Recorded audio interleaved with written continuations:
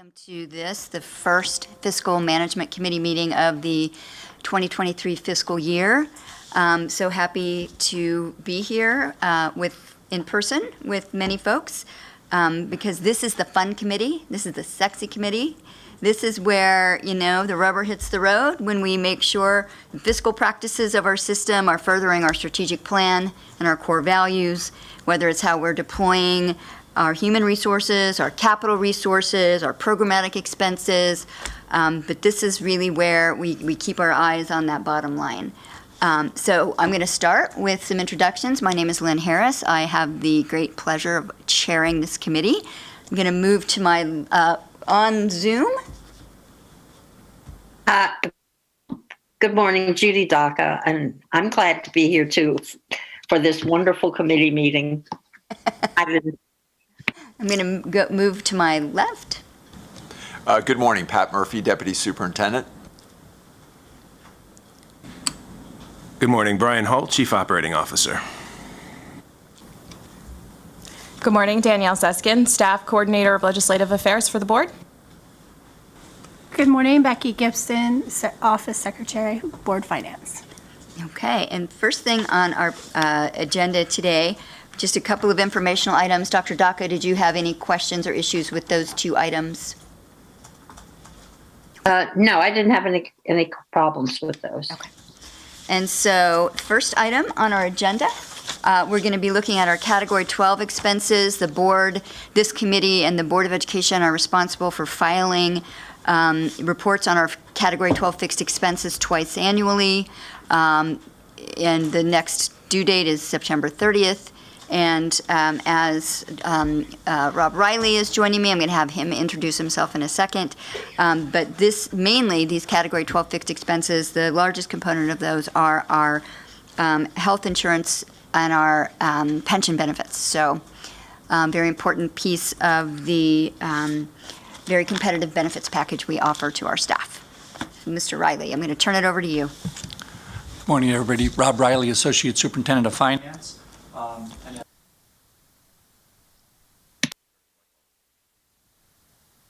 So this is something that we've been doing, I think, at least 10 years for the county, and it's to provide them more detailed information on our Category 12. Normally, as you know, when we present our budget to them, it's by category. So I guess back then there was interest in determining, where are we with each of those particular line items. And as you mentioned, Ms. Harris, the two big ones are our appropriations to our active and retiree employee benefit funds, as well as our retirement fund. So if you see on the next slide there, these are known, or all of Category 12 is known as our fixed charges, mainly our employee benefits, and the two major ones are healthcare and employee pension, like I had mentioned. And as we said, we do this exercise 2 times a year. This one, we're kind of looking back and seeing how we did compared to budget and actual. In March, we'll actually kind of look forward of where we're looking at for the next year. So that's why we do it those 2 times a year. Next slide. So since these are basically appropriations from our operating fund to the different trust funds, you'll see there for active employee group insurance, we have 0 variance because whatever we put aside in budget, that's what we appropriate to that particular fund. Same thing with the retiree fund. For retirement, it's very close. We do a big contribution at the beginning of the year, and then there's employer portions of the retirement contribution as well too. So when we budget for that, sometimes there's a little variance. You'll see 0.6 there. The FICA, that's always a big component as well too, and that's our Social Security and Medicare employer portions. That 2.1 is actually pretty close because, as you know, the size of our salaries and wages across the system are large. So we consider that a pretty close variance. The non-tax supported grants, this has to do with the time of grants. So grants go from, can carry over from year to year. So this one we will always see a positive variance usually for what's budgeted and what the actual costs are. Those, that variance actually gets rolled forward to the next year with, that's what we do with the county. They So just a quick appropriate- clarification, does that get to the fact that we budget on a July 1 to June 30 fiscal, and some of our grants may be on a calendar year? Correct, yeah, or some of them are multiple years, so ESSER, as you know, that actually extends till 9/30/2024. So some of that is Right. ESSER related, whereas we just haven't spent it, but it's budgeted, but we haven't spent it yet. So that's going to carry forward to next year and the year after, too. The risk management self-insurance, that's something, a program that we do through the county, and there's always a slight variance on there as well, too. And then the tuition reimbursement, this one we found, we're under budgeted for the last few years. More folks, are taking advantage of tuition reimbursement, which is a good thing. We'll just have to correct that budgeted amount going forward. And then miscellaneous is just other items for a small variance there. So I don't know if there's any other slides, or if I'll open it up for questions. I think that's it. Dr. Daka, do you have any questions for Mr. Riley? Not at this time. Thank you. Okay. No, I think you answered my questions. And this is in preface to, on the next board meeting, the letter it'll be on the consent agenda, the letter that will be sent to the county. So this is just the opportunity to kind of explain it a little more in detail. Okay. Thank you very much. Moving on to the next item on our agenda is a report from our internal auditor about the Independent Activity Fund. And I think Ms. Bergstrasser is going to join us for that conversation. And, this is when Mr. Riley and I were talking, and Mr. Clausing and I were talking about the agenda for today, one of the things that we talked about was wanting to make sure that the discussion around the independent activity funds goes into some sort of very clear Joe Friday, just the facts explanations of what the funds are, how they're populated, how they're funded, and the purposes for which they can be used. Because as a former parent of the system, a PTA, an MCC PTA leader in the system, a former teacher in the system, there has, I think, historically been a lot of confusion about, at every level, parents, staff, about what is permissible for that to go into that fund and what is permissible to be paid for from that fund, and then also the wide variance as we see school to school in the size of that fund. And then another ongoing issue has been the amounts that remain in those funds at the end of an academic year. So that's a lot for you, Ms. Bergstrasser, but looking forward to hearing you demystify this for all of us. Okay, thank you. I just wanted to introduce, I'm MJ Bergstrasser. I'm the supervisor of the Internal Audit Unit. I'm here to present the data report from FY22 and also the work plan for FY23, and happy to answer all the detailed questions that you guys have. And I understand that there's a lot of questions with all of the data that I have given you. But we'll go ahead and start with the slideshow, and then I'll get into more of your in-depth questions, and we can look at the data from all the schools that you have in front of you, because that's more detailed, and unfortunately it's so large it does not fit on a slideshow. Right. So that's why you have it in front of you. So we'll just go to the next slide, and we'll just kind of talk about some of the audits that we will conduct and that we do conduct. So every year we look at the school's independent activity funds.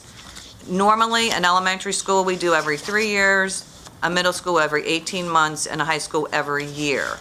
My schedule this year, we have 117 schools on the schedule, and included in that is 41 new principals. Every time we get a new principal, we're required to do an audit within the first year.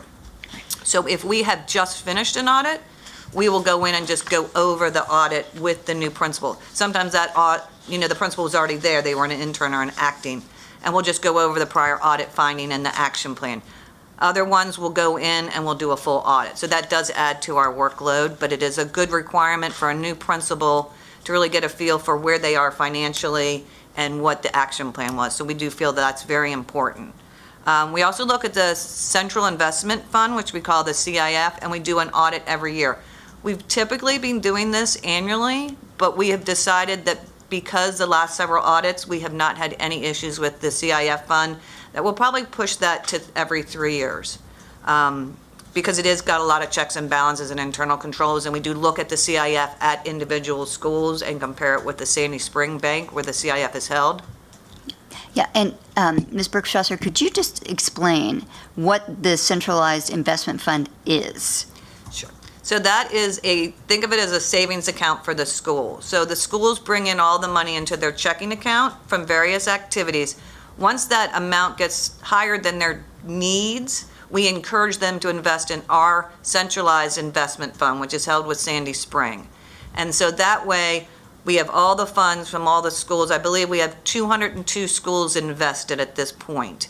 And so that's a way for them to earn some interest. Obviously, the interest rate is not very high right now. Years past, that was a great way for them to earn extra revenue. So that's just a way of them to just put aside. So if you look at the IAF, you have your money broken out into individual accounts, but it's housed in 2 different places. It's either in your checking account or your savings account.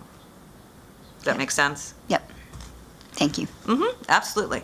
So we also do the transportation depot inventory. So we go out to all the transportation depots and we look at their inventory, and we want to make sure that the internal controls are there, that the inventory is correct, and we do this also on an annual basis. I look at the cell tower revenue that is distributed amongst the schools. It is not distributed to every school. It is distributed, it's split into 3, and the schools get 1 part of it. And then we look to make sure that the amount of money is what MCPS gave to those schools. And cell tower revenue is another thing that people don't have much clarity on. So could you just explain a little bit about that cell tower revenue, what that general income is and where it goes, and then how it's utilized by the system? So the way it's done is the schools that have a cell tower. And how many of those do we have? Seth? I was not prepared for that question. I don't know how many we have, but I do an audit every year, and if you look at the audit, we breaks it out. So there's 6 high schools that get double revenue. So they'll get 1 for themselves and 1 that they disperse to their consortium schools. And then there's other schools that just actually get an ACH for the cell tower money. ACH. Automatic deposit from MCPS. They don't get a check. So the 6 schools will send individual checks to their schools. You mean their cluster schools? They're cluster schools, yes. So if there's a cell tower at a high school, some of that revenue stays with that high school into their independent activity fund? Yes. But some of it is dispersed to all the other schools in that school's cluster on an equal basis? Does every school, every middle and It is elementary on an school? equal basis. So it's whatever that piece, So whatever they'll that get amount 2 is. checks. 1 check stays in their IAF, and the other one they disperse to the schools. So you're talking about the high school? Well, I believe there's 1 elementary Okay. that also gets that check. But But there's, I believe, 6. so I think you said the revenue, cell tower revenue is divided into 3 pieces? So the way it works is the schools get 1 part, and Seth, can you help me out? Sorry. He's more of the cell tower. But it's always been split into 3s. Okay. And we can follow up with the exact number of towers that we have, and Seth can provide a little bit more detail about how that's split up between the district, the school with the tower, and then the schools in the cluster. Because that's also, as you know, an ongoing issue. I'll let Mr. Adams introduce himself. Good morning, Seth Adams, Director of Facilities Management. And it is complicated. We actually have 1 site which is not at an active school, which the revenues do come back to the real estate management fund. But yes, the way these are provisioned is it is distributed obviously to the school, and then it trickles down to elementary schools. Very little, if there's a cell tower at a school, that actually is part of the real estate management fund. It is all dispersed back to the schools. And actually, I think one of the good things that we could do is bring back a presentation that we recently did, because as cell towers have been there for close to 2 decades now, there's been some diminishing returns. That's how the leases were set up. It was higher at the beginning, and they start to reduce over time. The board has renewed a few of those over the past couple of years to add different providers on towers that have increased the revenues, but this has been a hot topic over the years, and we have a couple presentations that definitely outline the specifics of what, where, and how funds are distributed at those particular sites. Yeah, I think that would be beneficial because, as you know, there's also a segment of folks who are object perennially to the presence of cell towers for a variety of reasons. And, looking at, overall the decades that these towers have been sited on some of our school properties and some of our vacant non-school properties, how that, the amount of revenue that's generated for the system and how that's been used to support operations. And I think, Ms. Bergstresser, you'll get to that a bit, because since that revenue, if you're in a cluster where there's a school with a cell tower, you're getting cell tower revenue into your independent activity fund account. So that's one difference school to school, because some sort of schools do not have that going into their IAFs. Is there anything else, any other background that can help people kind of get into their minds how this cell tower revenue is received and distributed? So once it's distributed to the schools, it goes into what we call a district-wide account, so we can monitor it. So every school is to use the same IAF account for their cell tower. What we tell schools is that's really their free money. They really can use that cell tower for whatever they want. One of the main things we like them to use it for is staff development, because staff development, you cannot use student-generated funds. But we want to be able to support the staff. So that's one activity. And we do allow schools who don't have cell tower to use other funds. So we're not saying that if you don't have a cell tower, you can't do staff development. We're just saying that's free money. But so they can do anything, they can put it in their general account. There's really no restrictions on what you can use a cell tower for, because it's not student generated. Okay. Thank you. That's a good distinction to understand, because that is also something that is a lot of misunderstanding about who is generating money that's going into the IAF, so you'll get to that. So thank you. Absolutely, thank you. So the other audits we do is staff parking permits, just as kind of a reconciliation for the high schools. How many did we give you? How many did you sell? How many did you return? And does it match the money that you collected? And we do that also annually. We also then periodically try to do payroll operations, and in my audit plan, we are going to try to do between 4 and 6, and I'm hoping that we'll do more now that I have an extra auditor. So we look at payroll periods and we review everything to determine if there's compliance with the policies and regulations. For the entire system, or do you pick? No, we do schools Okay. and offices, departments.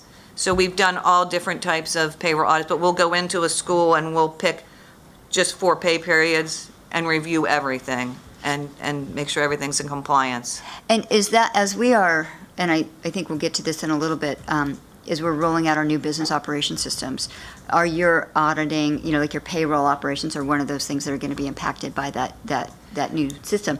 So are your practices do they just evolve with the systems that we're using? Once we see how this, we have a meeting about how the substitutes will be handled, how time will be entered. So I'm on the committee, we'll have to see, once it's all rolled out, we'll probably have to change how we audit and see how the new system, but we will still continue to do payroll audits, even with the new system. Okay. We are going to get back to doing cafeteria audits. We have not been able to do those, but those are unannounced audits that we look at the cash on hand and their operations. And then we have added JP Morgan purchase cards for departments and offices. We look at the JP Morgan every time we do a school audit. We look at schools, how they use their JP Morgan credit card. But we are now expanding that to do offices and departments. And we will plan to do between 2 and 4 of those audits a year. And when you were talking about the JP Morgan purchasing card, and from some, that always raises a flag of how are we monitoring individual use of those. So what kinds of expenses are we authorizing those to be used for? And why are we using the purchase cards? So the purchase card was developed for small dollar amounts. where the higher dollar amounts, we would want to go into the hub, the business hub, and go through procurement processes. We have a few departments that do have high dollar values because of the activity like HVAC or plumbing. But most schools now, every school card has been reduced to $500 a transaction and $1,500 a month. And so that's monitored so that makes sure that they're making small purchases and the big purchases are going through our procurement department. And so, but the expenses generated, or, with those purchase cards, those are paid centrally? So schools can have various cards. They can have an independent activity card, and that comes right through the IEF. They pay for that, MCPS pays for it and bills them, and they get an invoice. The other one is attached to their instructional materials, and then that's just a budget account. Some is attached to a textbook account, some could be special ed. And so every school every year knows what they've been budgeted for those items, and then they have a JP Morgan purchase card that can facilitate the purchase of items up to the amount that they've been budgeted? So the budgeted would be for the instructional materials and special ed. There's really no budget on the IEF side. It all depends on what funding they Sure. have. Yeah. But they do know that they are now limited to what they can do because we had a lot of schools that had very high limits.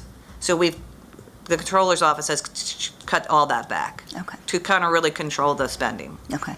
And then we'll go in and look at offices and departments that might have higher spending and what are they doing with the expenses? Okay, and I just want to back up just for a minute to the transportation depot inventory. You said you're reviewing controls and the inventory. You're talking about the inventory of the fleet? So no, we look at parts. Okay. We look at oil, fluid oil, quarts of oil, and tires.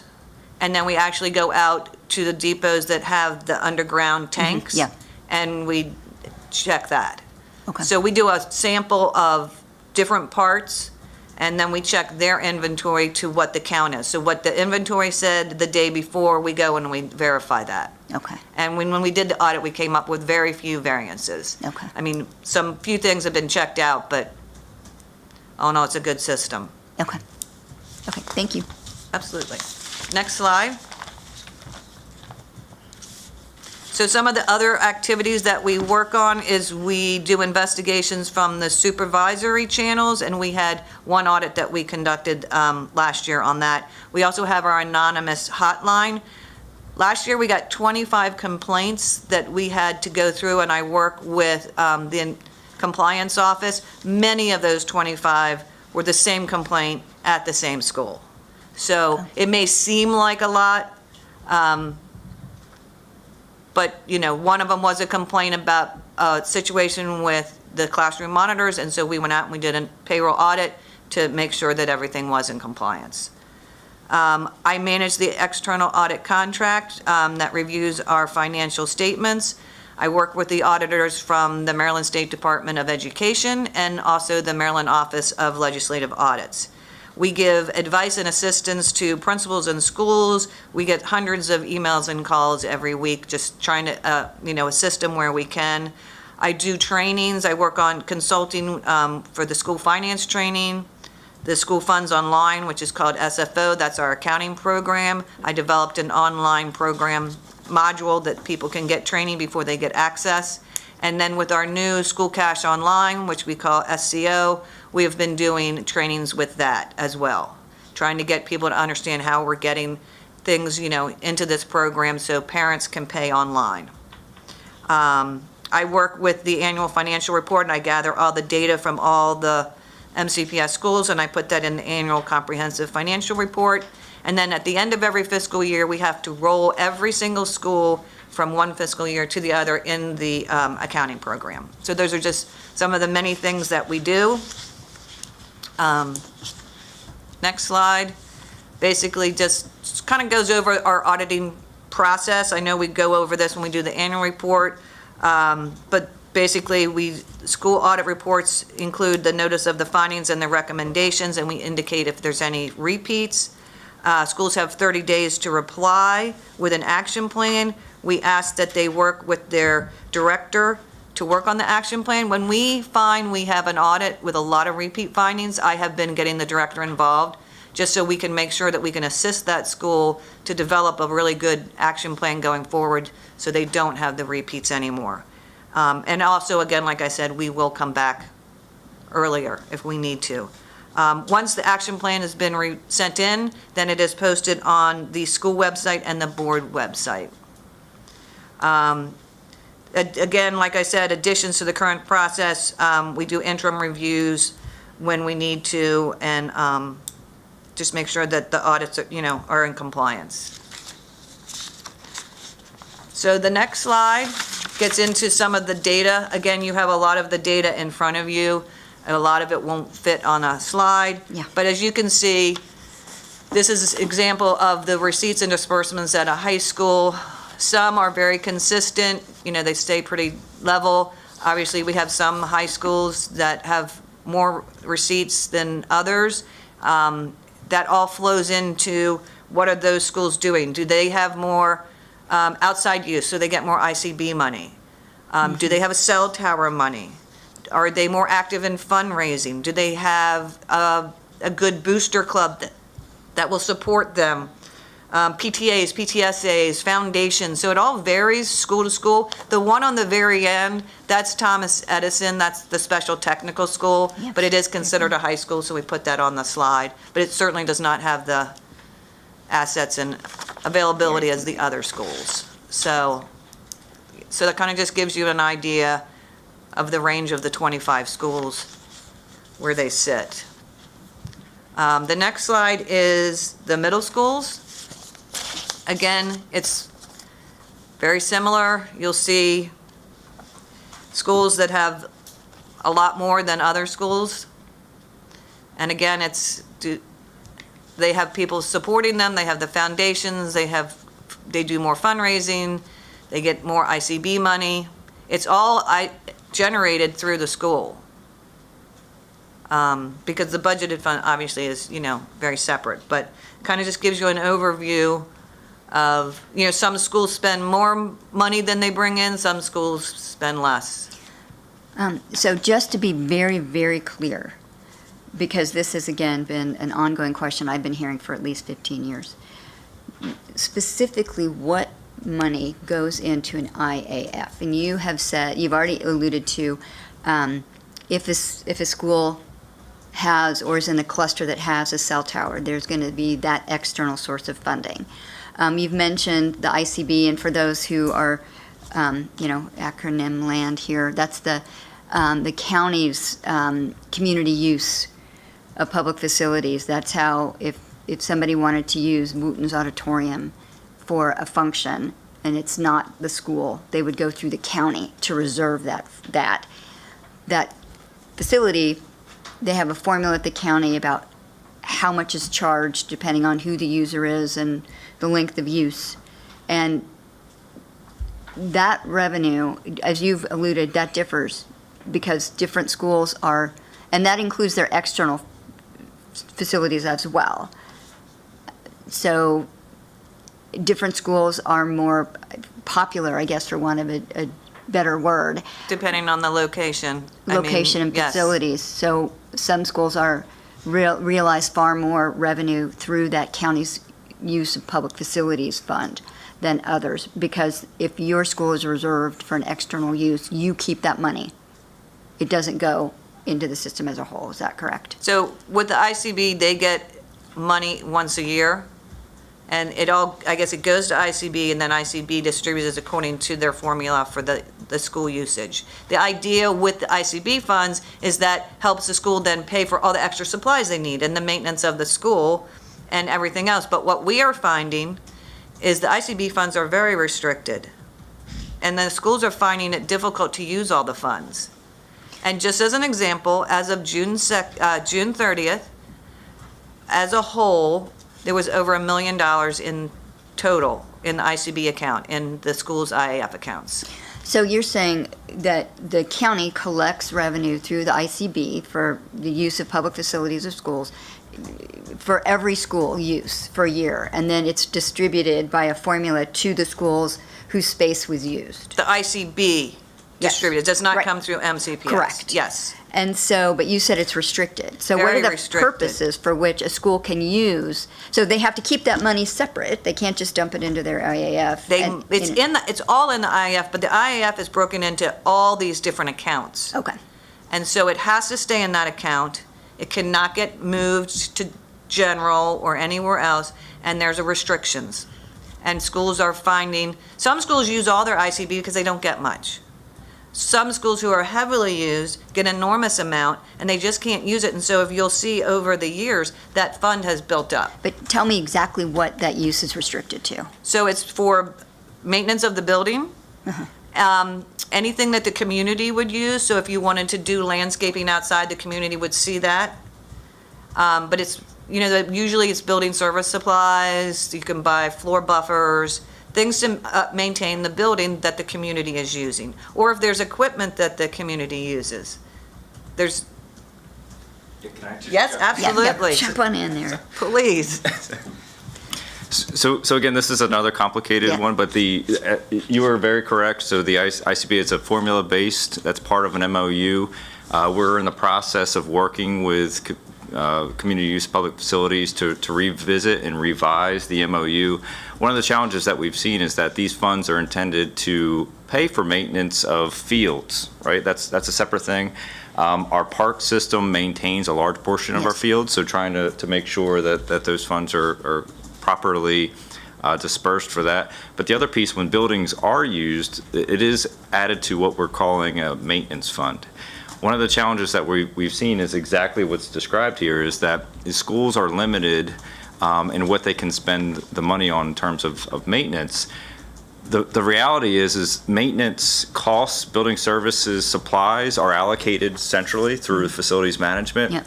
So schools sort of struggle with how to work within those additional funds. So one of the components of the future MOU is to see if there's an opportunity for more of those funds to come centrally so that we can properly purchase and supply schools with the appropriate equipment that's intended to offset the use of these facilities.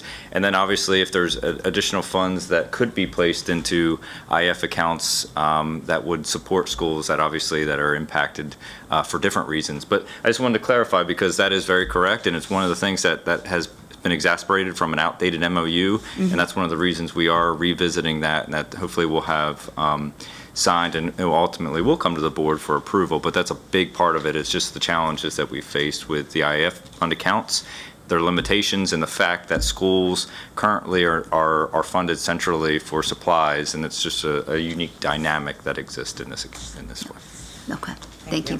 Thank you. So, yeah, so those are the, again, any schools that have fundraisers, so some schools are just more active. They have more SGAs or clubs, and they do lots of activities and bring in, the money. So they might have a lot of money, but they also disperse a lot of money. So Whitman is an example that always does a large amount of fundraising for the Leukemia Society. So their income might be way up, but their expenses way up because it all goes back out. Their schools, Sherwood High School has several cell towers, but they also have a huge production that they put on every year. Churchill has their blast. They do a huge production. There's other schools that don't. So fundraising is huge, support from foundations and boosters and parent donations, grants.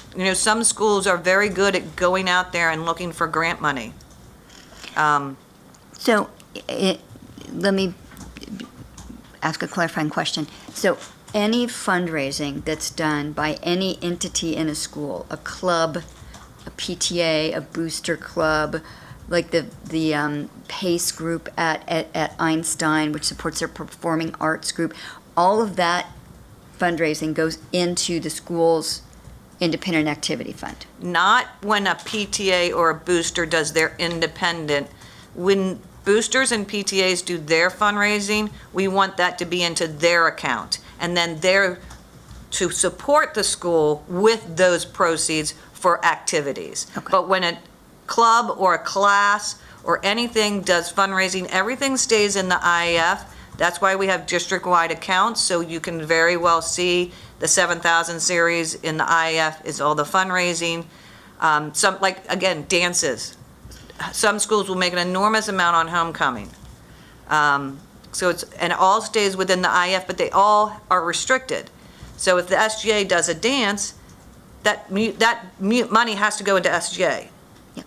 It can't be used for some other purpose. Right. So you've mentioned that any student fundraising, whether it be a club or a class or something like that, that has to be, that's restricted to being used for that group or for the For students? the purpose. So Okay. when you do a fundraiser, you tell the principal, what is the purpose of these funds that we're Yeah. generating? We're going to give it to a charity, then you must send it to the charity. We're going to support, student incentives, we're going to, whatever the purpose is, that's how it has to be used. Okay. You can do an all-school fundraiser.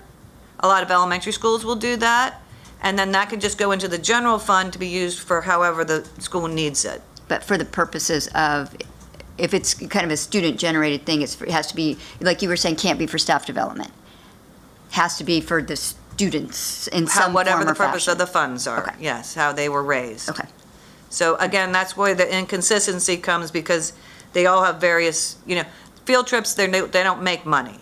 Course fees are not to make money, but it's the other ones, we used to get vending money.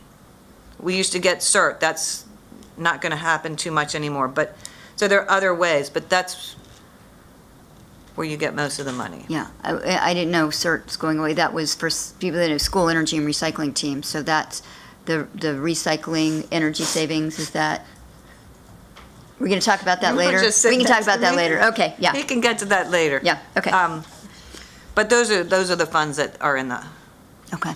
accounts. And I think I have one more slide. It just kind of gives you an overview of, the total amount of receipts. So high schools brought in approximately $15,689, but spent $14,862, compared to a middle school that only brought in $3,015,000 and spent about $3,048,000. So middle schools are pretty consistent, elementaries are pretty consistent with their spending. But the reason the high schools are so much higher is they have all the testing fees, but then they have to pay them out. They get all the athletic money, but they have athletic expenses. So that, that's why they have more revenues, but they also have more expenses. Okay, okay. Next slide is just if you have any more questions or anything that you'd like clarified. Ask Dr. Daka if she has any questions. No, I think that your questions clarified a lot of things that people might not have understood. So thank you for that. Absolutely. And I guess I do still have a few questions. So, one of the issues, as you know, there's been a big conversation around the county, around the equity and the differences school to school in the ability to raise funds, because some schools, communities have far more sweat equity than cash equity that they can offer up to the school. And so when we're looking at, from fairly stark differences school to school in the amount of their independent activity fund revenue, and some of this is beyond, you're either in a cluster that gets cell revenue or you're not. You're either a school that has a lot of ICB use, but again, you've talked about the challenges for use of that revenue, which is limited to basically the maintenance of the building and the facilities. But still, there are some fairly large differences school to school. And then the other question that I have is when we look at the amount that remains in some of these accounts at the end of a school year, and I suppose I'll just be very honest in saying I tend to look at the fundraising through the lens of like a 501c3, where in generally speaking it's money in, money out every year. So the people from whom you're raising money, you want to also spend those funds for the purposes for which they thought they were donating or they were participating or contributing. And usually that's limited. We're not saying for something that's happening in 5 years or that we expect our money to be still sitting there after this school year. So what is do we know why some of these IAFs year to year have a large revenue balance sitting at the end of a school year? In the fundraisers? Yeah. So, In the IAF generally. right, so the fundraisers do get closed out every year into the supporting account. So if it was a drama play, that would get closed out to the drama department. So if you have a school that puts on 2 very, very popular productions every year and generates a lot of revenue, that's going to go into the drama club. So that's to support the drama program and the productions, but year after year, that could consistently build up. The same with if the SJ does the homecoming dance to support SJ, then SJ has to decide how they're going to use that money, and they might not be using it the whole, right away. That could be used over years. Classes do a lot of fundraising to support graduation, but then they may not use all the funds, and then they're supposed to have a wish list of how that money is going to be dispersed and used and help other classes, and sometimes that takes several years to use. Or just some examples of why that would be building up. And does your office give any general guidance to schools around the use of those, especially the fundraiser-generated monies, to say, really, you want to be, or say, your example, a school with a very active drama department, successful productions, raising revenue, and at the end of the school year, that the revenues that have come through ticket sales and things like that, and concessions, are going to go into their drama department fund, and they can build up over time. Does your office give the schools some guidance around, look, you really, if you got you're sitting on a big fund, maybe you need to reduce your ticket prices for a while or something like that, because that's really not the point, is to build up big funds. Yes, and we do look at that. We also look if they would like to move some of the money into the general account to support the whole school, instead of just the drama department. Same with yearbook. If we see yearbook is building up, reduce the price of the book, give some money to the general account to use for all of the students, but we try to encourage them. It's not just to be hoarding money. It's to be using it on the students and the school needs. Yeah. Unfortunately, a lot of these schools, it's year after year. It might not be a lot every year, but then it builds up. Yep. But we do encourage them to try to, use it or work with the principal. We can't do the sister school unless they advertise, but, What do you mean by that? so if you wanted to, say, support another school, you could do the fundraiser and say that a portion is going to support our sister school. But you can't do it after the fact, You is what you're cannot saying. do it after the fact. Okay. Always the fundraising funds have to be used on how it was advertised. Yeah, which makes sense. Yeah. And then I guess I had one question that goes kind of very back to the beginning. You mentioned that you do an audit whenever there's a new principal, which, as you said, makes sense. What about sometimes a school gets, and I know I'm going to get this terminology wrong, we used to call it a business manager, but I don't think you call it that anymore. Financial agent. Financial agent. So we have various, at high schools, we have a school business administrator and a school financial specialist. Middle school, we just have a financial specialist. And at the elementaries, we just have the admin secretary with the visiting bookkeeper supporting them. But we cannot, there would be no way that we can do an audit every time we get a new financial person, but we do come in and support them. Okay. We help with training. We answer their calls. I mean, yeah, we do as much as we can with the new financial people, but at this point, we're only required to do an audit when we get a new principal. And the role of those people, the business associate, the finance, whatever you just called them. School financial specialist. School financial specialists, what are they doing in the school, or how are they partnering with, so if you've got student groups raising funds and parent groups raising funds, and how are do those people support the school and help with the transparency and clarity of what happens with that money? So the financial agent is responsible for all the money that goes into the IAF. They collect all the money, which is our goal this year, is to get the money out of the schools, to encourage parents to register on School Cash Online, to take that burden off teachers of collecting money, and the financial people having to count it, remit it, to go to the bank, and do all of the reporting. Right. So if we can, that's going to relieve a lot of that work. But at this point, they're still working with the money. They have to maintain all the records. They have to meet with the principal every month and run all the reports and discuss the, the financial reports every month with the principal. The sponsors get a report of their account so they can do the checks and balances. What did I give you? What did you put in? So there's all the checks and balances. And the business administrator in a high school manages other aspects, but also manages the financial specialist. Okay. And so and there have been some issues, and I know Mr. Riley is working to communicate with the community about this, about the new school payment system, the online payment system and the fees there. But the goal there is to reduce, variability, because anytime you have people counting and, there's that. But it is just to kind of take away that workload burden and to make the system more transparent and more efficient. Yes, Okay. that is our goal. Okay. All right.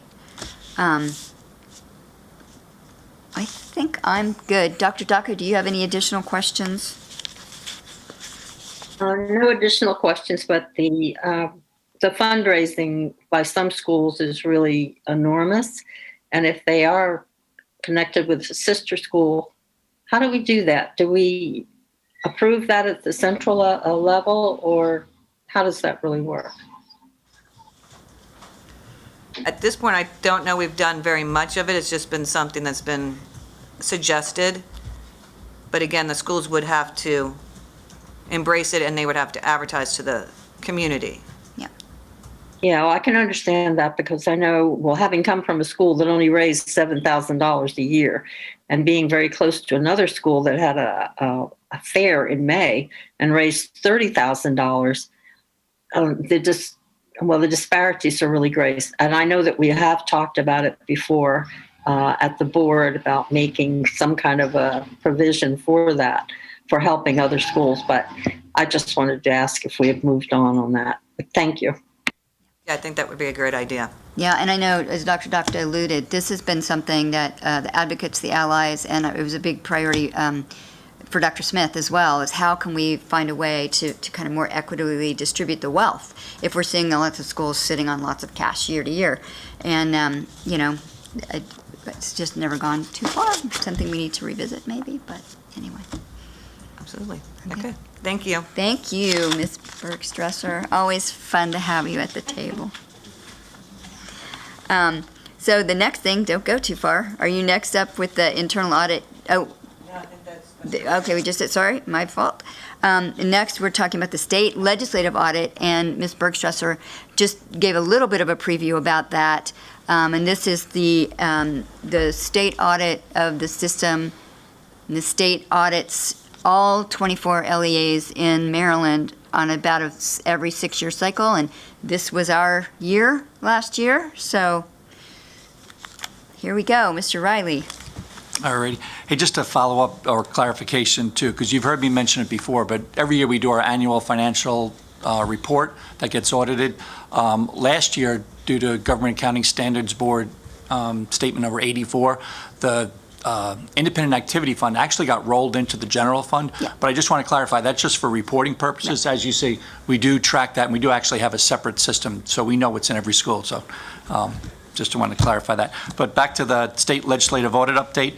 I was hoping to present to you the actual finished report with our corrective action. Right now, the report is not public yet. And it's hard to believe because we started in December of 2020. The state auditors came out all of 2021. They were doing field work through March of 2022. Right now, I would say we're 99% complete with basically it's kind of our responses to the report. That's going to be out there in public on the Office of Legislative Audit website, which all the reports are right there now for all the different school districts. So, but one You're clarification. talking about the state's website, not ours. On the state's website, yeah. So if you go there, there's a special tab for school audits. And I think, as you mentioned, Ms. Harris, these actually started in 2009, and it's every 6 years. So this is our third go-round. But the report that's going to be on the website, and this is something that's new, they're actually going to redact the technical components or technical findings. What they found is, or what they realized is, by putting too much information out there, it kind of offers the opportunity to folks that are looking to scam the system. So the Office of Legislative Audits didn't want to put anything out there that might expose weaknesses in any particular systems throughout the LEAs. So you won't see those. So to give you a broad, so even though it's not public yet, I'm going to share with you some of the information, and my goal would be to come back at the next Fiscal Management Committee with our exact corrective action, and we can kind of create timelines that we can kind of work through on a standard basis every time we meet to see how we're doing on them.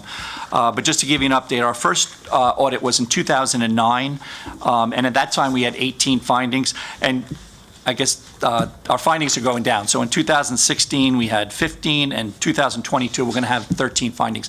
Not that that's any indication, because they do vary year to year with all the other LEAs too, but I just wanted to give you an idea there.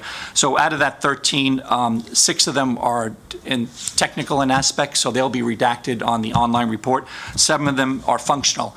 And when I say functional, basically this is a functional audit. So they're looking at accounting, they're looking at procurement, they're looking at transportation, construction, really all the things that fall under Mr. Hull's overview. And then one is management and other. So one of the things that fell under management and other was that one of the findings is that we currently aren't operating with a formal MOU with our educational foundation, but that particular one we've been working on for the last 6 months to a year. So that actually we were addressing before they actually found that anyway. And we found that with a lot of these things, some of the things that they put in the draft report as findings, it's stuff that we were already aware of, so which is a good thing. Another functional finding is how we follow up on our intergovernmental cooperative purchasing agreements, our ICPAs. That one's a little more technical, or piggyback contracts.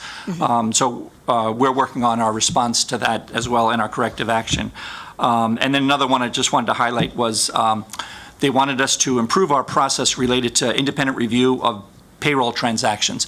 So this one actually was a repeat finding, and Ms. Bergstress and myself tried to work with the legislative auditors to say we didn't really feel it was, because this came up at the last audit, and what the issue was is they didn't feel that we had enough overview of payroll changes in our system. So in other words, if somebody got a salary increase, or we have numerous payroll changes that happen within our system.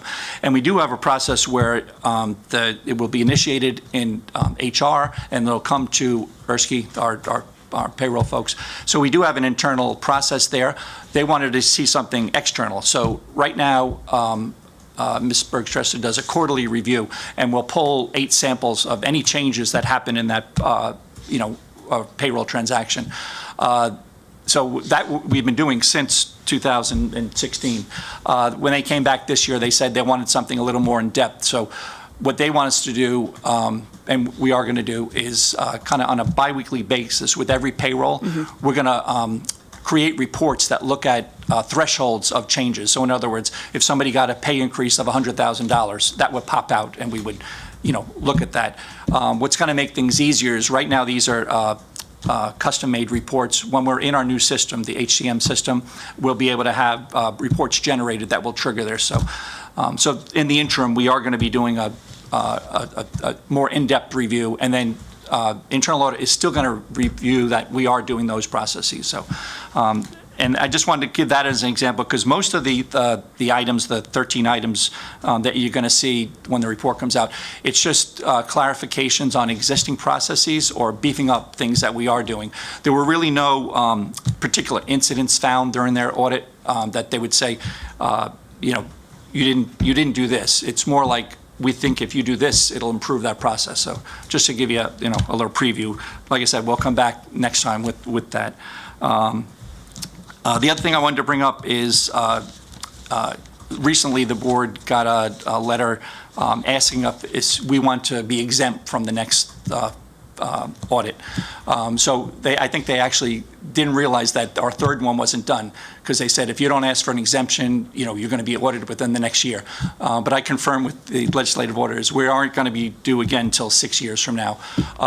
And I do recommend that we don't actually apply for that exemption. A lot of the smaller schools did, I don't mean a lot, 5 or 6 LEAs in Maryland applied for an exemption, which they did after the second round, because it was very, even for us, it's very staff intensive. So, not only do we do our regular audits where we have to have staff pull data, for this particular audit too, the fact that they were here all that time or online, it's a lot of work, for staff members. But me in audits. I feel there is a benefit to audits, so I would never recommend applying for that exemption, even though it is, it does take staff time. So, And I agree with you. I think we always learn something from this process. Yeah. So even if it is beefing up our current processes, that can't hurt.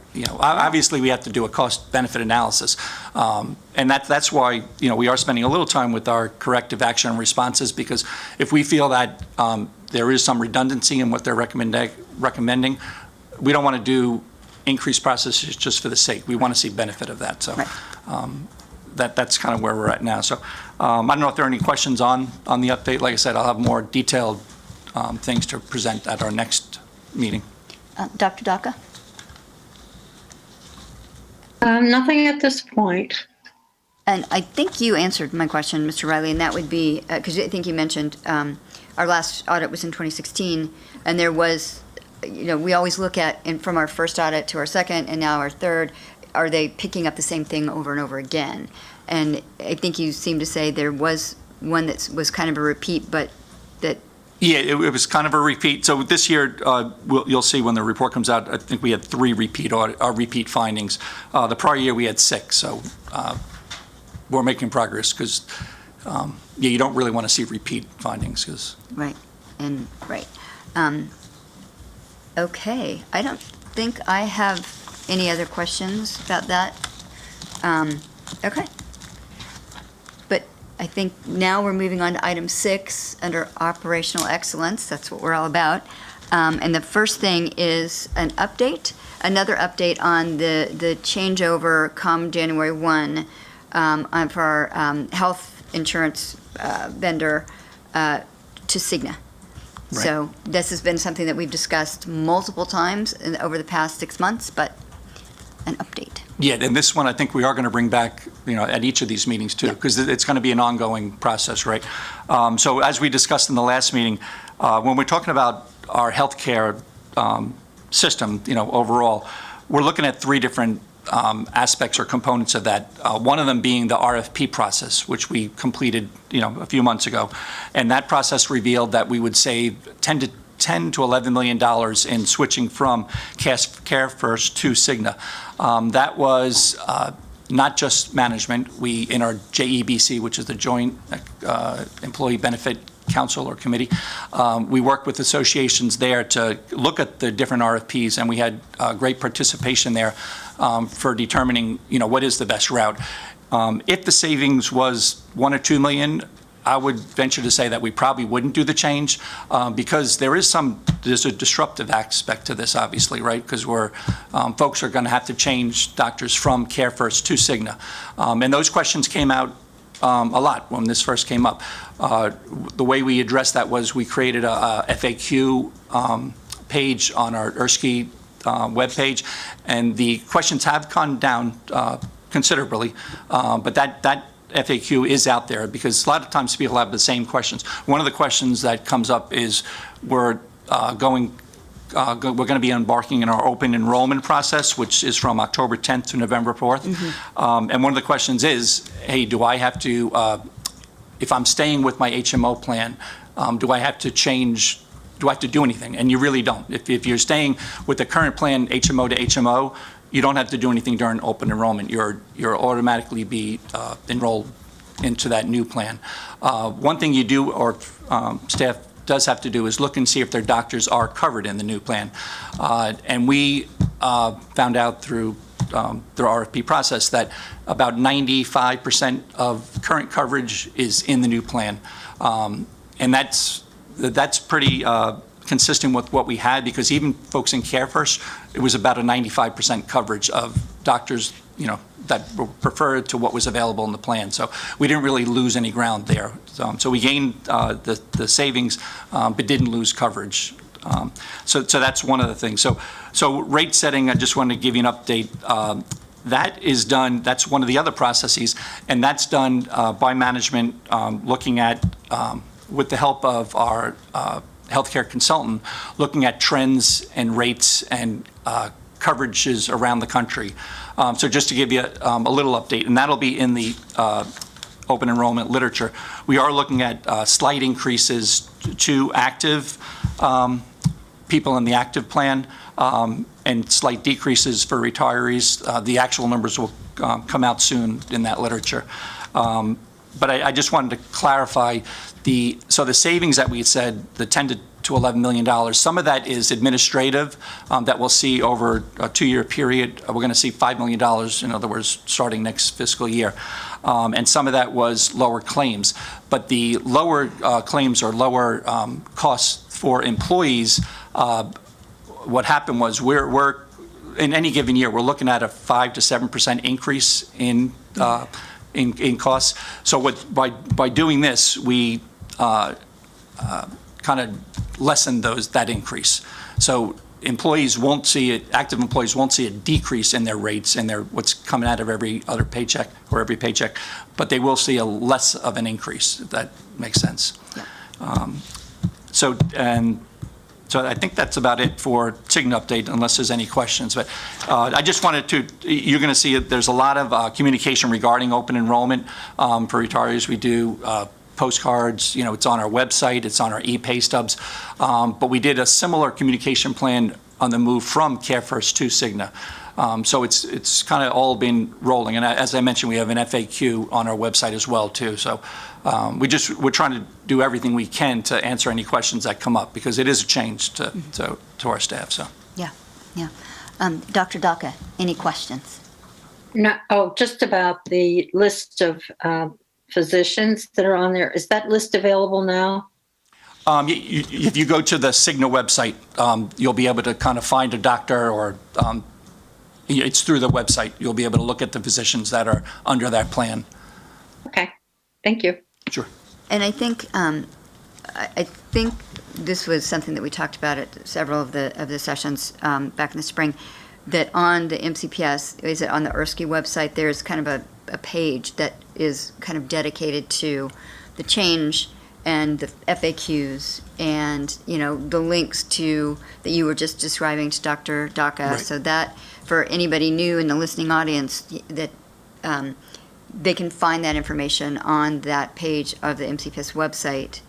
And I think one of the things that I've found, demystified some of the main concerns that we were hearing last spring was the explanation of the fact that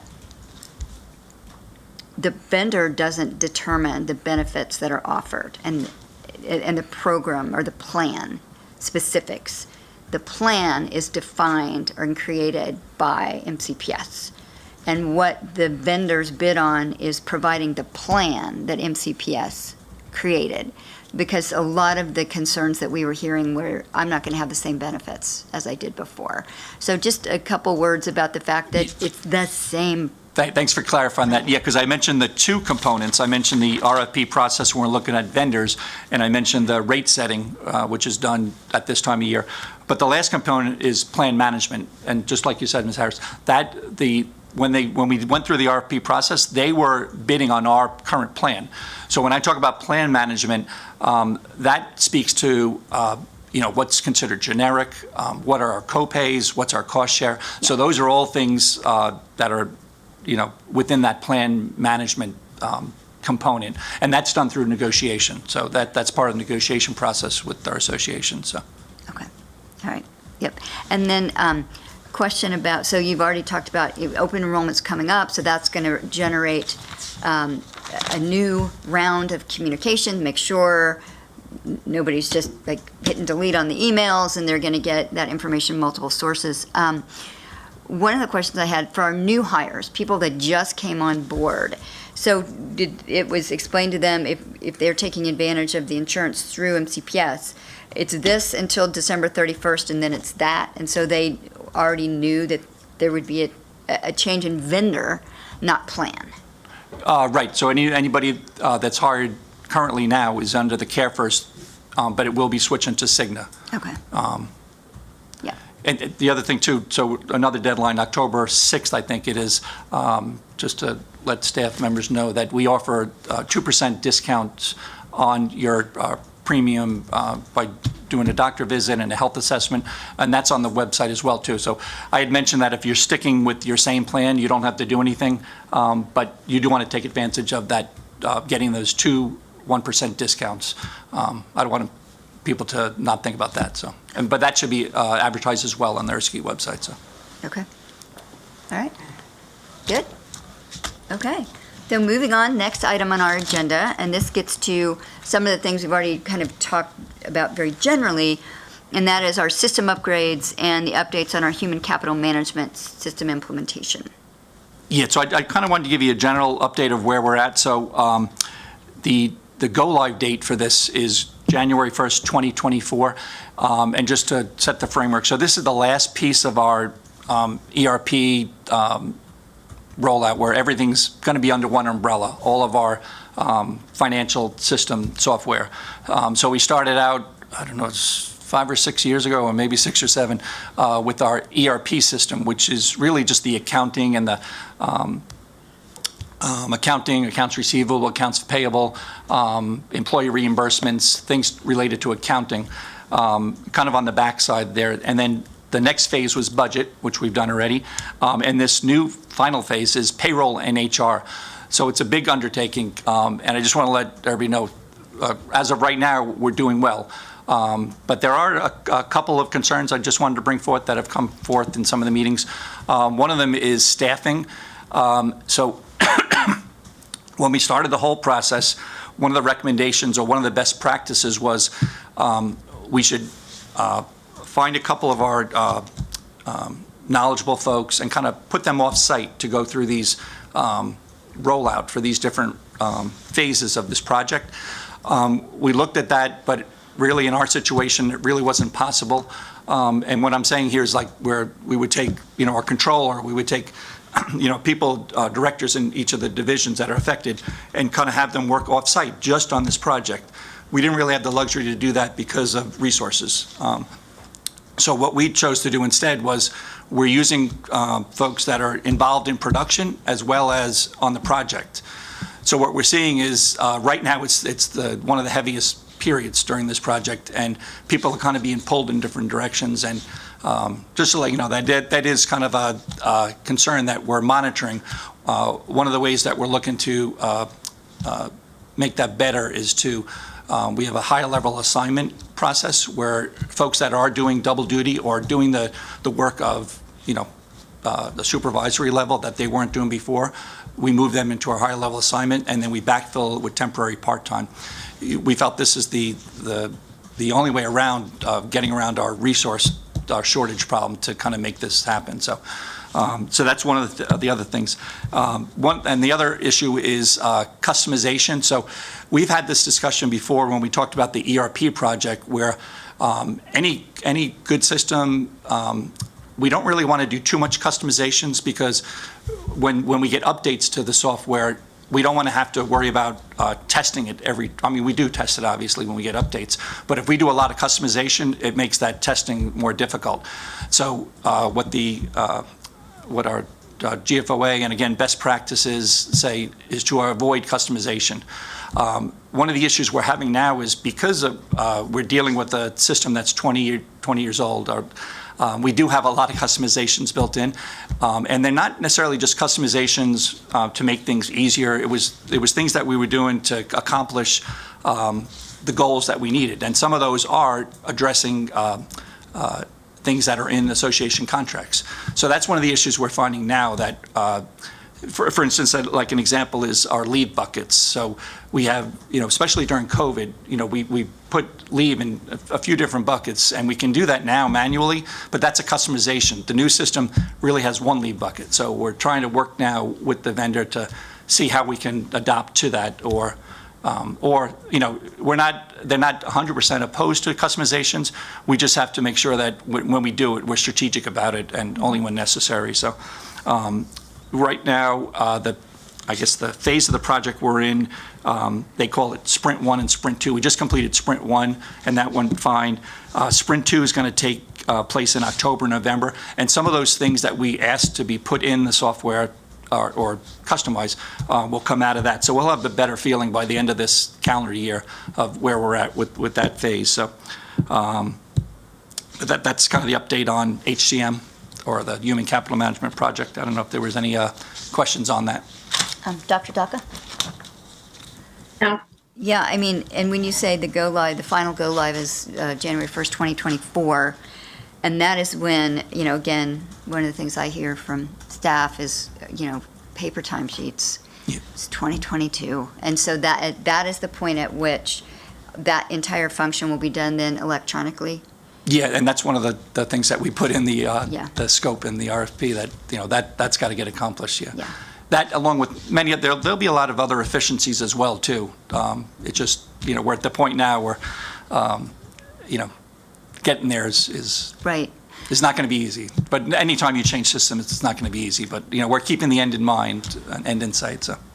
And speaking of the end in mind, we have teams that are kind of beta testing these things as they are brought online, so we don't bring the whole system up and then have bugs or user issues and that kind of thing. Yeah. And then so there will be end user changes. So things will, for the staff member, they will see a difference every 2 weeks in the way certain things are done. So how are we going to communicate that to everybody in the system? Yeah, we have a lot of folks dedicated to change management, and that starts, it doesn't happen at the end. It's happening throughout too, because there are going to be changes, like you said, the main one being electronic timesheets, but there'll be other changes along the way as well. So we spend a lot of time and effort in change management. And to address your question about testing, so this is the sprint phases where we're looking at discovery and what are we doing now, what's it going to look like. Then we'll have system integration testing, or SIT. We're going to do at least 2 payroll parallels to make sure that everything that we're currently doing is going to be in the system. So that's our big concern too. Electronic timesheets and make sure people keep getting paid timely. So that's going to be done there. And then user acceptance testing, which is what you were referring to, Ms. Harris, about what are the users going to see and how are we going to train them in time before January 1st, 2024. So. Yeah, because it sounds like there will be some integration with just our communication system, like our email system, with electronic, with getting, an email reminder, fill out your timesheet or some similar thing, maybe through Canvas or something where so every staff member actually does, instead of in my day at Edison, where the executive assistant in the office was like reminding us all to do our timesheets. This would be done electronically through the system. Right. Yeah. Okay. So there'll be efficiencies there. Yeah. You're right. Yeah. Okay. All right. I do want to say something here. I want to commend the finance department, but especially payroll, for all these many years of having done payroll using all these paper incentives to get the hours correct, and they've really done a good job of keeping our payroll fairly straight. Yeah. Okay. Thank you. Thank you. All right.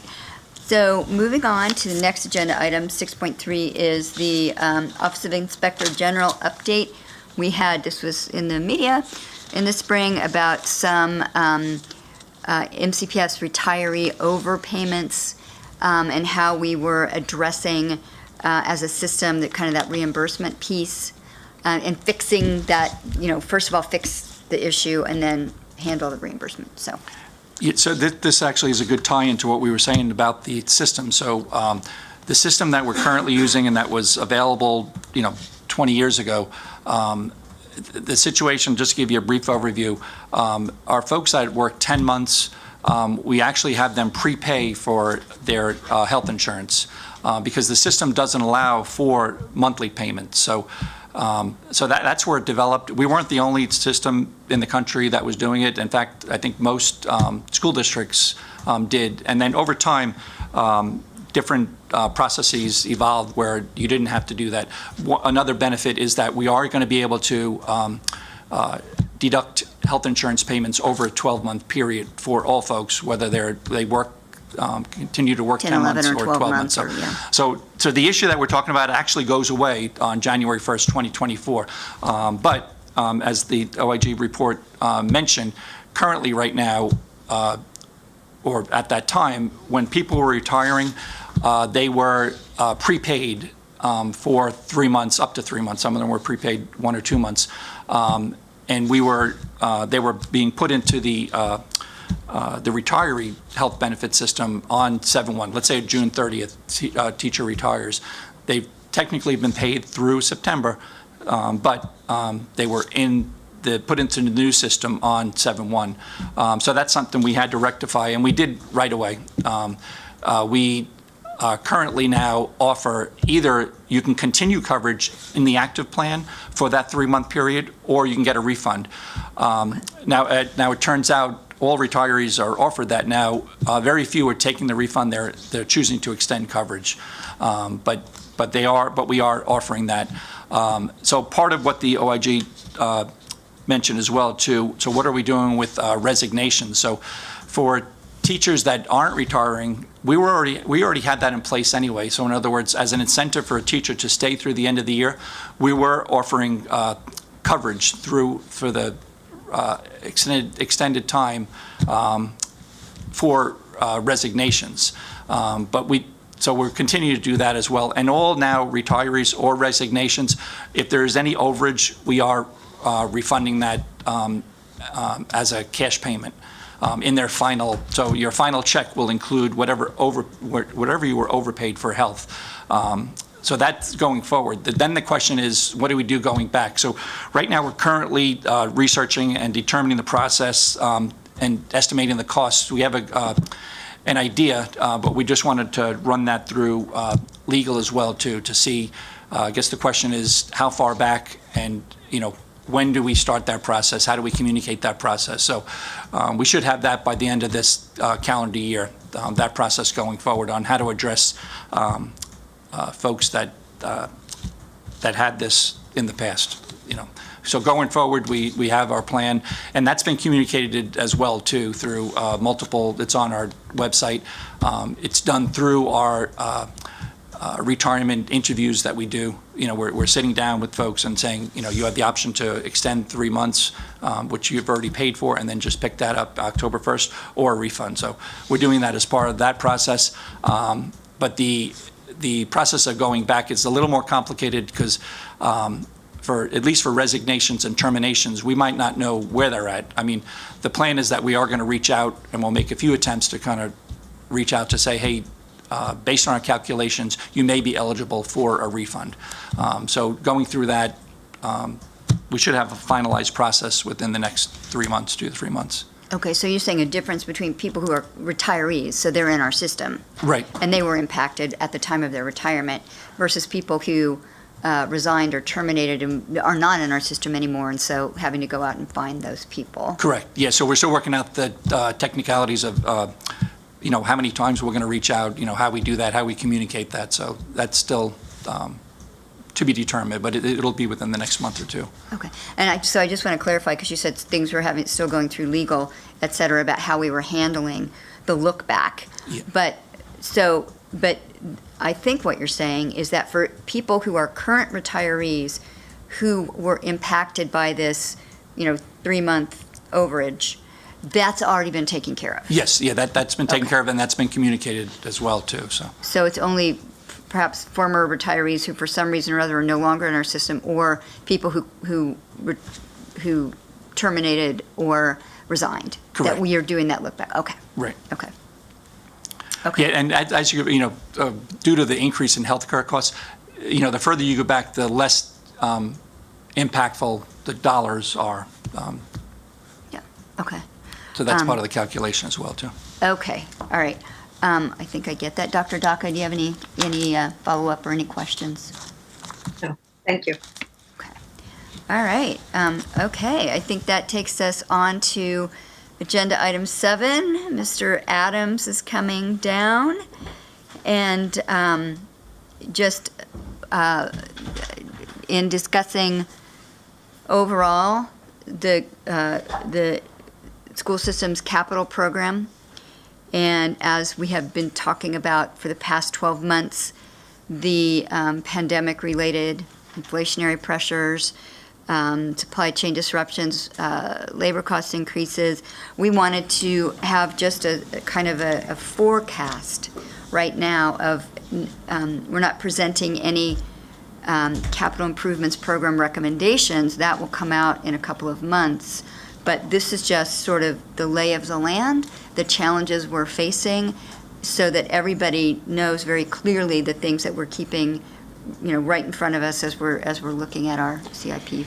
And Ms. Harris, if I may, I'll ask Mr. Adams to just follow up and close the loop on the cell phone towers. He's been doing some research over there and can close that loop yeah. for us real quick. Sure. So 12 cell towers. So we have 12 cell tower sites.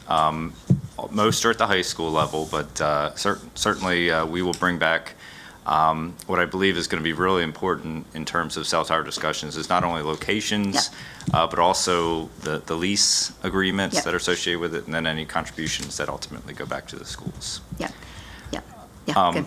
But one thing before, I guess, diving into the capital piece, there is sustainability that was in the... we were doing that the next item, but if you want to flip them, that's fine. Okay. Well, actually, they're kind of tied together. So Oh, sorry, you're right. They were sustainability first, so go ahead. All right. My bad. Well, they are tied together. So I think, if you don't mind, we'll sort of blend them together because a lot of our sustainability work will involve the capital improvements program. And I think forecasting, obviously what you talked about is some of the pressures that exist, but also some of the bills that have been passed at the federal level. Yes.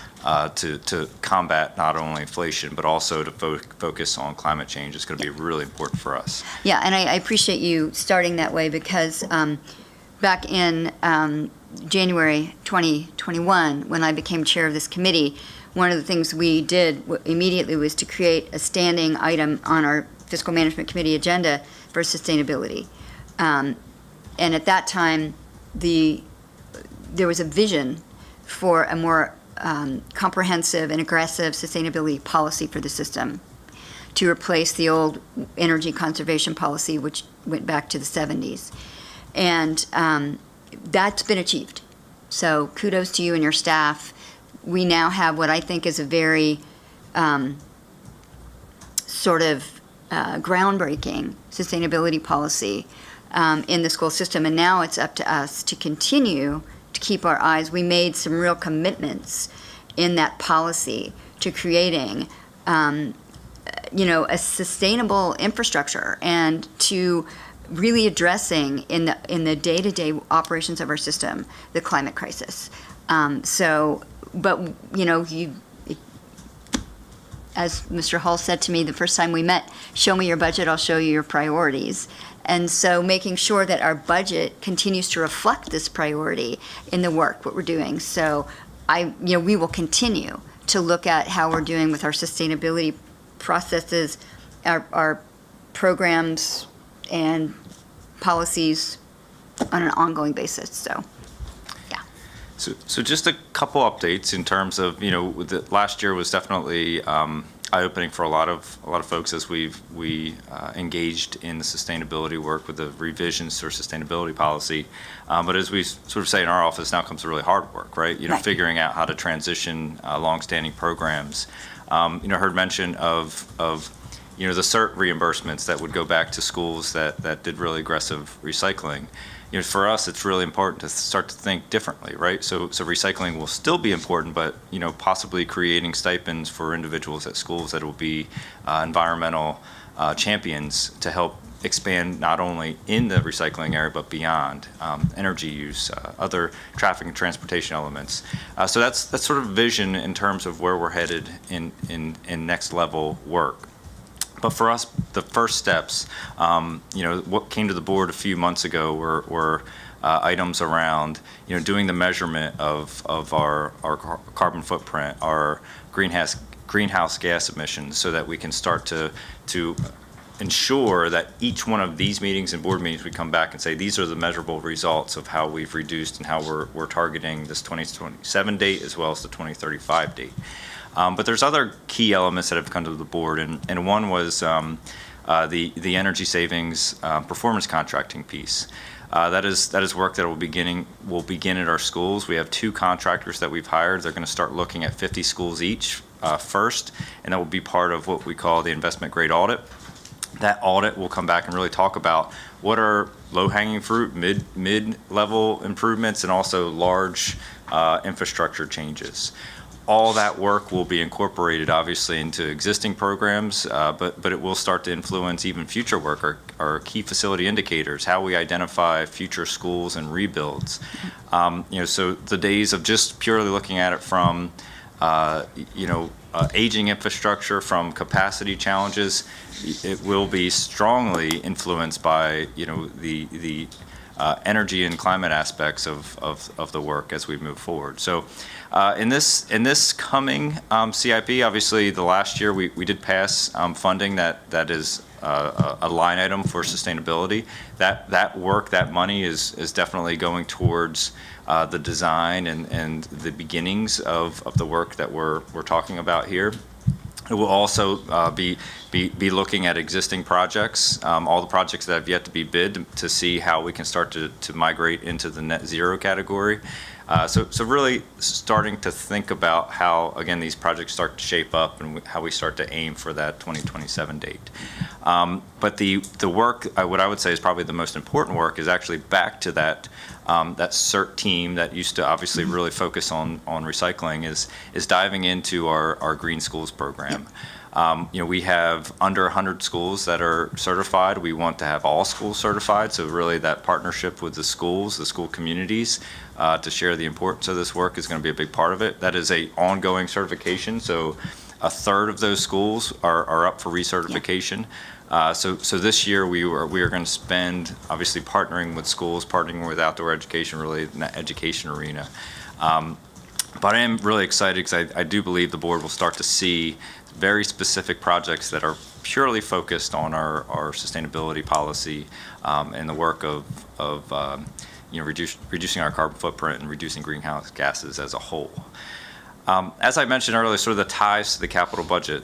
We are seeing, obviously, areas of inflationary pressures across the school system, staffing, challenges, not only in the teacher arena, but also in the work of infrastructure and facility improvement and transportation.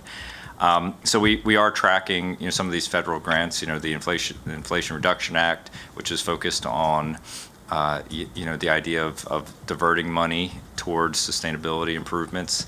Obviously working with our state legislators on, any surplus money that exists at the state level and how to divert that towards not just the infrastructure, but the sustainability, the sustainable concepts that we've been talking about for the last year. But with that, we do have to recognize, and I'm going to sort of transition into 7.1 here, that there are inflationary pressures out there. So even as we engage in ideas such as energy savings performance contracting, we have to acknowledge the fact that it does cost more for equipment. It does cost more in terms of contractual work that takes place. So some of the ideas of savings that were purely from energy savings may not exist as we go into this year, and we may have to look at offsetting that through our traditional capital improvements program, but it is a good launching point for us. So as we look at our projects as a whole, we are seeing it from a supply chain impact. We are seeing it from an inflationary impact. One of the things that we actually just had a great conversation with the county Office of Management and Budget this morning about future cost and how to predict costs in the next year and a half, when many of our projects will be bidding. And it's sort of a challenge to predict. But what we are tracking is obviously the private development. We do know private development impacts, everything from the public side. But we're also looking at, some of these really positive programs that were created the past couple of years. The one that really jumps out is Built to Learn. Built to Learn, we definitely, that was created as really catching up with infrastructure, and we do not want that to necessarily be solely as the offsetting inflationary costs. Right? So we've seen increases in costs that have jumped from $275 a square foot 3 years ago all the way to trending towards $500 a square foot. So some of these surplus funds that have existed, we don't necessarily want them just to be focused on inflation. We do, the intent was to catch up on infrastructure, to look for ways to meet sustainability and climate goals. So all of these elements are starting to come together, and I do believe at the board level we will be having many conversations this coming CIP as to what is the best path forward, or best path probably isn't the best terminology, but what is the most appropriate path forward to balance all of it, right? There's not unlimited funds. There are no signs of costs reducing anytime in the future. So where do we go in terms of meeting our goals from a sustainability policy, but also our commitments to our communities around the infrastructure improvements that we've set, as well as some of the capacity challenges that schools meet. So. Some of the things that we are really specifically focused on are supply chain issues. We do see sort of a new phenomena that exists now. It takes much longer to get commodities that used to be sort of off the shelf. The example that I give is the equipment that powers our buildings, right? It's called switch gears. It's the things that sort of that main line of power that comes in our buildings. It takes about a year and 4 months to receive that equipment. What used to be 3 months. The transformers that go on to your house, obviously ours are much larger in scale. We're receiving word from Pepco and other energy providers that they may not have them when it's time to open these new schools that we're building. So there's just some of the examples that we're working with. And we're also finding this phenomena that some contractors are sort of creating their own supply houses, right? So as commodities come available, they buy as much as they can, and they drive the market based on distribution and how necessarily that flows out. So there's things that exist in this world that did not exist a few years ago, and obviously we're tracking it and working through it, and obviously working with our internal structures, but our partners at both the county and state as terms of next steps. So existing projects are impacted. That's a reality, right? I mean, I don't think there's a project that exists, whether it be public-private work, that is not impacted by the current market, whether it be labor shortages or commodity and supply chain issues. And these inflationary pressures are not being reduced because we all continue to build. That's one of the things that, again, back to that Built to Learn, right? It's inflationary pressures, not trying to be an economist here, but as more money is introduced into, the economy, it doesn't necessarily provide incentives to reduce costs. So in the construction world, where just MCPS alone, we've received over $200 million in one fiscal year from Built to Learn, and that's across the state. There hasn't really been an incentive to see costs reduced because there has not been any sort of downturn in backlog from contractors and designers. So these are all elements that we're tracking, and again, we're working with everyone from state to federal and figuring out the best path forward. But at the end of the day, we know we've made a commitment around sustainability. We know we've made a commitment to communities. We're trying to figure out the best path forward that is affordable. So I do expect the CIP to be a little different this year. It is an amendment year for us, meaning historically that has not been a big drastic change. And I'm not going to necessarily say that you're going to see a drastic change, but we're going to have different level conversations at the board level. And we're also hearing there's going to be different types of changes at the county because transportation, DGS, libraries, rec centers, they're also experiencing the same inflationary and cost increases that we're seeing. And there's only so much money in the overall county CIP and capital improvements program that we have to work with. So I expect a pretty robust conversation, but I wanted to make that commitment that our focus is on sustainability and meeting those goals that we've set forth, and obviously the commitments that we've made to these communities along the way around infrastructure and capacity as well. So hopefully that's a good blend of two items on our list today, and certainly open up and welcome any questions that you and Dr. Daka may have. Yep. Dr. Daka. No, thank you for the update. So just going back first to the sustainability piece, just a shout out to, we have a very robust group of students in MCPS that are very, very, and from all across the county and, from, grades 6 to 12, who are really keen climate advocates and sustainability advocates and are ready to work with the system and partner with the system on a whole array of the elements that both hew to the sustainability plan, but also the elements that go toward a successful green school application. And so when we are, and I've also had certain community groups, allies, and advocates who are also very keen to support your green schools work. So going forward, since the goal is to make all 210 of our schools certified green schools and to remain green schools going forward, because you mentioned the recertification process. And remind me, is that every 3 years? 3 years, that's correct. I appreciate the work, and a little bit would like to kind of hear some insights or thoughts from you about how, because you've mentioned we want every one of our schools to be a green school and stay a green school. And with the CERT work, that was highly variable school to school at how engaged any particular school community was in partnering with their CERT team member, and taking advantage of all of the things a CERT could bring to their school. And then schools achieving green school status. Sometimes that was driven by student and parent groups.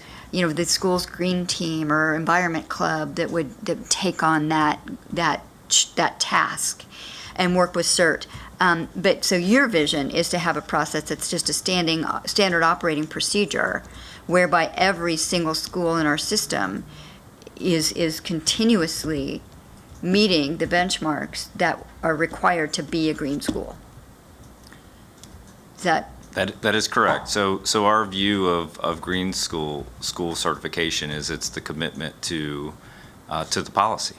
Absent of the policy that the board just passed in May, it definitely was very variable. We saw ebbs and flow in terms of there was an active student group that maybe was very involved. They graduated or matriculated out, and it sort of fell to the wayside. So, Lynn Zarate, who is here as the Director of Sustainability and Compliance, her office has sort of been leading this work and trying to sort of be the cheerleaders of this is important. But the way we see it, this is now a commitment that each school community needs to make, and it's one that it needs to be ingrained in their everyday processes in order to meet the policy.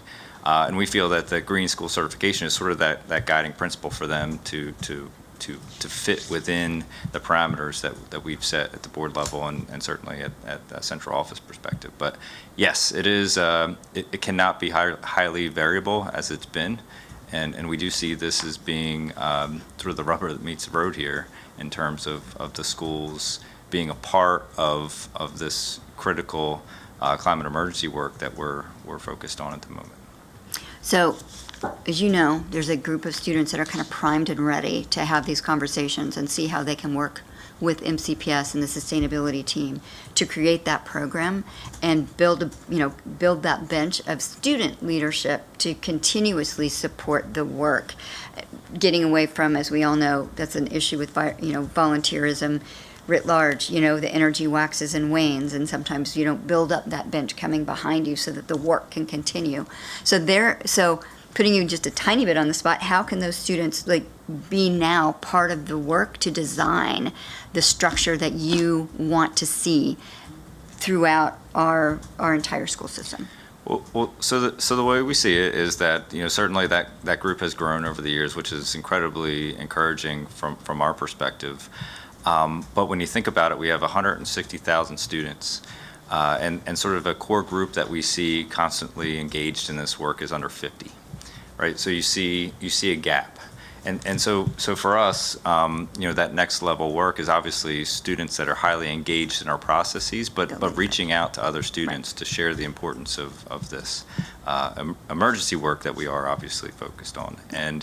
And to go from 50 to even, let's say, half of our students that are engaged in this work is where we need to be. And so I do think that it's incredibly helpful to have students be part of the everyday processes that we're working through in terms of what does it look like to reduce energy costs at a building, and how does that fit within our portfolio of facilities. But the next level work is really engaging with other students and having this as a priority for our student body, all 160,000 of our student body.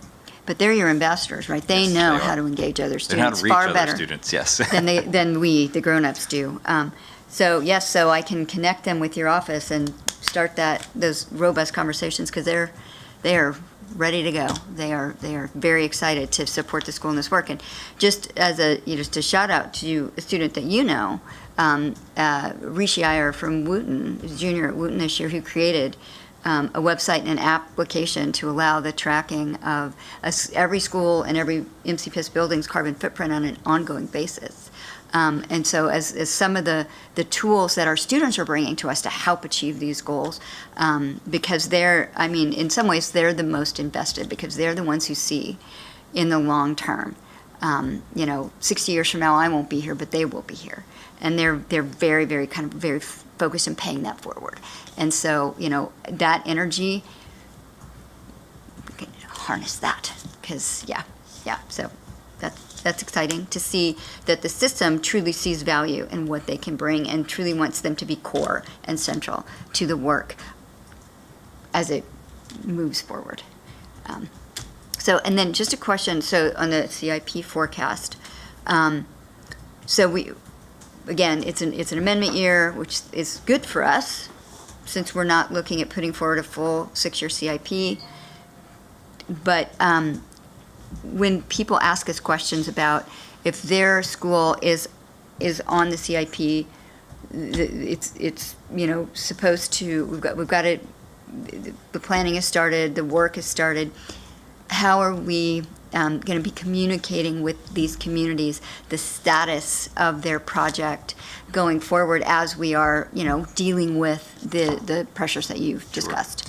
And I would make a distinction, right? So we have projects that are ongoing, Yep. that we have to continue to meet with communities to provide updates on progress and any other impacts. And I would just say we had a successful Harriet Tubman Elementary School opening this year, but the work was still very much a challenge to complete in the timelines that we had. So as we look at our other 5 elementary schools that we're building, we have to continue to have those conversations with the communities. For projects that are in the future forecast, it really is the same element. Continue to have dialogue, to continue to be a part of their work from an advocacy standpoint. And I say it, part of their work from an advocacy standpoint, because it's really important for communities to know that the Board of Education, Montgomery County Public Schools, is not a funding body. So that means we can put forward requests, but there are other funding aspects, right? The county council is the ultimate funding body. The state, who provides a lion's share of our funding as well, is a funding body. So the support and advocacy at both the local level and the state level, in terms of what we deem as really important projects, as high priority projects, is work that we will need to continue to do and focus on with communities. The other thing that we owe, obviously, the folks that do fund us, both the local and state, is proof that we are spending wisely. We are using every dollar is to the maximum extent practicable to meet the needs that we have. So that's the work that we're going to continue to do, our due diligence of showing that we are spending the funds that we do receive wisely. And that's why over the course of the last year, we have spent an incredible amount of time going back, and we call it value engineering, but really looking at every single item, whether it be a door, a lock, the paint, looking at it to make sure it makes sense from a cost-wise perspective. So that's the work we are committed to do, to go, it's not fair to just say, hey, give us more money. We also have to show up and say, this is what we're doing, and this is why we're doing, and this is how it makes sense from the current fiscal climate that we're in. So yes, we will be out with communities helping with an advocacy standpoint, but we will also be working with our funding partners to make sure they understand that we are being very frugal with every dollar that we have, and working within the confines of the current market to make sure we can fit everything that we've committed into that program. And could you give just a reminder, I think, for folks that there has been a shift in the landscape of state school facility funding in the pretty recent past that helped kind of a little bit of an autocorrect, in my view, of the percentage of our projects that were traditionally reimbursed by the state, because people might not know that the state does, for some school systems, basically pay 100% of the cost of their school capital needs and their school construction projects. And we have always received, our maximum eligibility was, of course, far less than that, but we would typically receive less than what we were technically eligible for, but that's shifted a bit. And can you just remind people of that work? Sure. So state eligibility, state funding has been a hot topic for a decade. And what I would say is that the landscape has shifted. You are correct, particularly with the Built to Learn Act, which is revenues that are outside of the traditional CIP at the state level. Why that's important is our local legislators really advocated for this idea that we do receive 50% of the share from the state. That's our eligibility, 50%. We are one of, Danielle may correct me on this, I think 3 local educational agencies that is at the 50%, and that's the lowest you can go.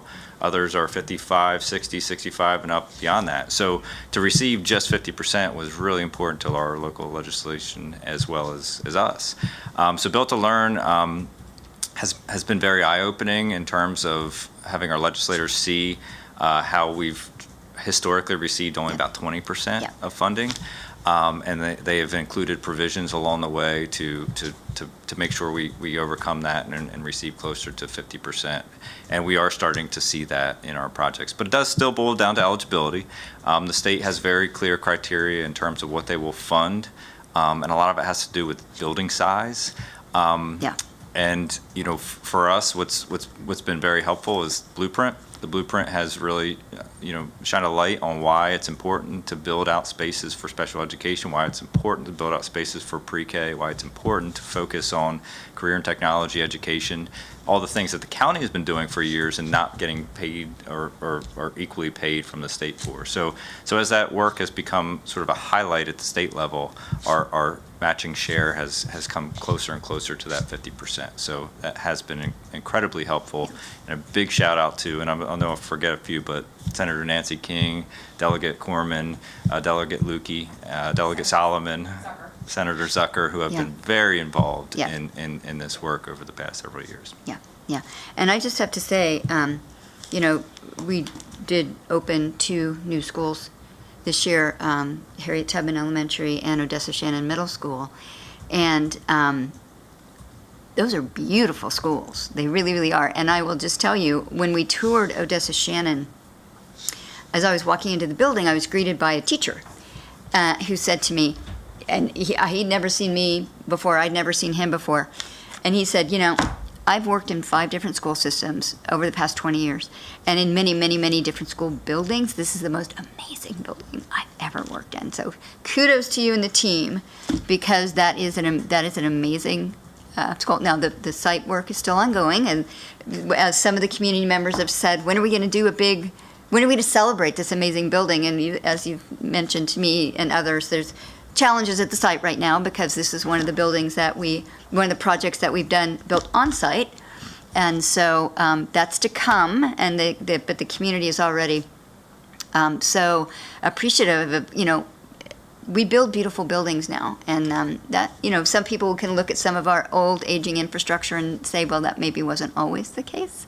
But we do build beautiful school buildings now, which, as all of us have said, and you have said, I have heard you say, this kind of honors the commitment of the people who do the work, but also the importance of the work. And, when you're a student in a building that you can look around it and say, this is nice. People must, you just get a sense of the value people place on you as a participant in the process of teaching and learning when you're in a space that looks like Harriet Tubman or Odessa Shannon or many of our other schools, but they're just really beautiful schools. So We say schools are the ultimate sign of an investment in a community, and so for us, it's really important to understand that. But even I would say even at Odessa Shannon, it's built from a program perspective, right? We start with what are the tools the students and staff need, and then work our way out. So that's where I say we spend every dollar wisely. That is a building that I think if you would walk into it, you would say, maybe you spent more than you should, but we were well under averages, well under cost, but focused on what we know is important for students, and making sure that we build off of the feedback we hear from staff and make sure we have those tools for them. So we're very proud of the program and thank the board for their support over the years. well, yeah, I think all of us would agree that public education is a public good. I think it's the most important public good. And having buildings that reflect that is that's important, I think. So, yeah. Okay. Dr. Daka, any other questions? No, thank you. So the last thing, one of the things that we had been keeping as a standing item on our Fiscal Management Committee agenda was a report on the work of the Blueprints Implementation and Accountability Board. But the board had a discussion as a whole and decided that work was so kind of all-encompassing that we wanted to move those updates to the regular board meeting agenda instead of keeping them here on the Fiscal Management Committee. So we will be getting those updates regularly, but at the board table at our regular business meetings. So for those who are waiting for that update. And I think that is the item of information. Our board expenditure report for FY22 is on board docs. Dr. Daka, did you have any corrections or comments about that expenditure report? No. So that is the last item on our agenda. Dr. Daka, any new business?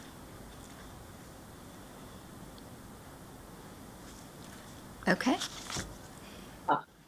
Well, I will just give a little coming attractions. So our next board meeting is on November 14th, and that one is going to be really exciting.